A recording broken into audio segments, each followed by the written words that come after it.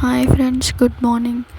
ఈరోజైతే మా ఇంట్లో స్పెషల్ వచ్చేసి నానబెట్టిన శనగల కర్రీ. దీనికైతే ముందు రోజు నైట్ నానబెట్టుకోవాలి.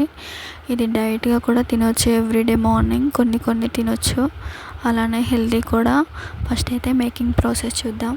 ఫస్ట్ ఒక గంజు తీసుకొని, గంజు వేడయ్యాక ఆయిల్ పోసుకొని, ఆయిల్ హీట్ అయ్యాక మనం ముందుగా కట్ చేసి పెట్టుకున్న ఆనియన్స్, పచ్చిమిర్చి, అలానే కొంచెం కొత్తిమీర కూడా వేసుకొని మంచిగా కలుపుకోవాలి.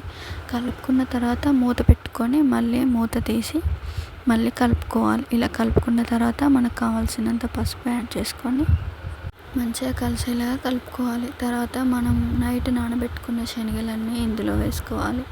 ఇలా వేసుకున్న తర్వాత మూత పెట్టుకొని కలుపుకోవాలి. కలుపుకున్న తర్వాత మనకు కావాల్సినంత కారపొడి, అలానే టొమాటో ముక్కలు కూడా యాడ్ చేసుకొని మంచిగా కలుపుకోవాలి. ఇలా కలుపుకున్న తర్వాత ఒక్కసారిగా మూత పెట్టుకొని ఒక 10 to 15 minutes మంచిగా ఉడకనిచ్చుకోవాలి.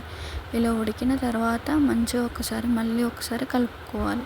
కలుపుకున్న తర్వాత మనకి టొమాటోస్ ఉడకాలి కాబట్టి కొన్ని వాటర్ యాడ్ చేసుకోవాలి. వాటర్ యాడ్ చేసుకున్న తర్వాత మంచిగా ఒకసారి కలుపుకోవాలి. అంతే, కర్రీ రెడీ. కర్రీ మాత్రం సూపర్గా ఉంది.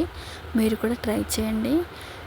మరిన్ని వీడియోస్ కోసం నా ఛానల్ని సబ్స్క్రైబ్ చేసి like and comment and share చేయండి.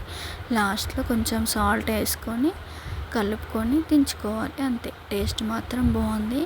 మీరు డెఫినెట్గా ట్రై చేయండి. Thank you for watching.